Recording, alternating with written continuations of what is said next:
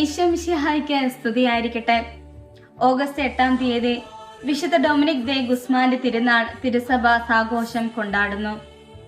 ഇന്ന് തുടങ്ങി 8 ദിവസം വരെ വിശുദ്ധ ഡൊമിനിക്കിന്റെ മാധ്യസ്ഥം നമുക്ക് പ്രത്യേകമായി യാചിക്കാം.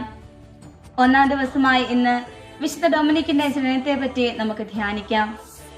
2000 വർഷങ്ങൾക്ക് മുൻപ് ബെത്ലഹേമിലെ കാലിക്കൂട്ടിന് മുകളിൽ, അതായത് ഉണ്ണിയ മിശിഹായുടെ ശിരസിന് മുകളിൽ പ്രകാശിച്ചു നിന്ന നക്ഷത്രം വർഷങ്ങൾക്ക് ശേഷം 11-ാം നൂറ്റാണ്ടിൽ സ്പെയിനിലെ കൽരോയിക എന്ന ഗ്രാമത്തിൽ ഫെലിക്സ് ജോവാൻ ദമ്പതികൾക്ക് 1170 പിറന്ന ഉണ്ണി ഡൊമിനിക്കിന്റെ ശിരസിന് മുകളിൽ വീണ്ടും പ്രകാശിച്ചു നിന്നു.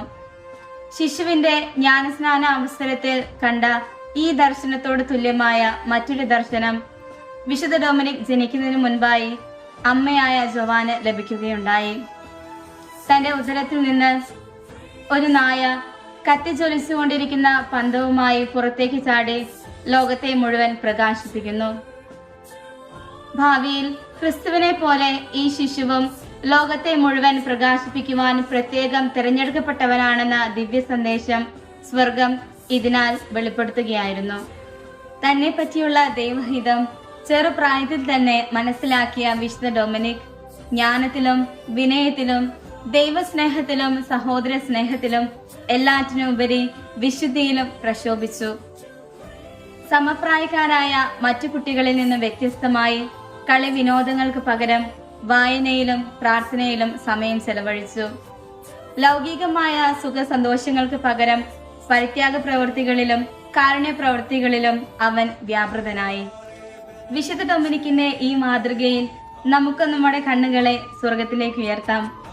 ദൈവത്തിന് നമ്മെ ഓരോരുത്തരെയും പറ്റി വ്യക്തമായ പ്ലാനുണ്ട് എന്ന കാര്യം നമുക്ക് മറക്കാതിരിക്കാം.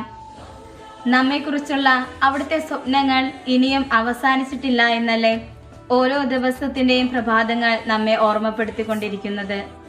ജീവിതമാകുന്ന വിരുന്നുമേശയിൽ ദൈവം വിളമ്പിത്തരുന്ന വ്യത്യസ്തങ്ങളായ ജീവിതാനുഭവങ്ങൾ നമ്മെപ്പറ്റി കരുതലുള്ള പിതാവിന്റെ സ്വപ്നങ്ങളാണെന്ന് ബോധ്യപ്പെട്ട് അവയെല്ലാം കൃതജ്ഞതയോടെ നമുക്ക് സ്വീകരിക്കാം. പിതാവേ, എന്റെ ഇഷ്ടമല്ല അങ്ങയുടെ ഇഷ്ടം എന്നിൽ നിറവേറട്ടെ എന്ന പ്രാർത്ഥനയോടെ ഇന്നത്തെ എല്ലാ ജീവിതാനുഭവങ്ങളെയും വിശ്വാസത്തോടെ നമുക്ക് സ്വീകരിക്കാം. ദൈവം നമ്മെ ഓരോരുത്തരെയും അനുഗ്രഹിക്കട്ടെ. ആമേൻ.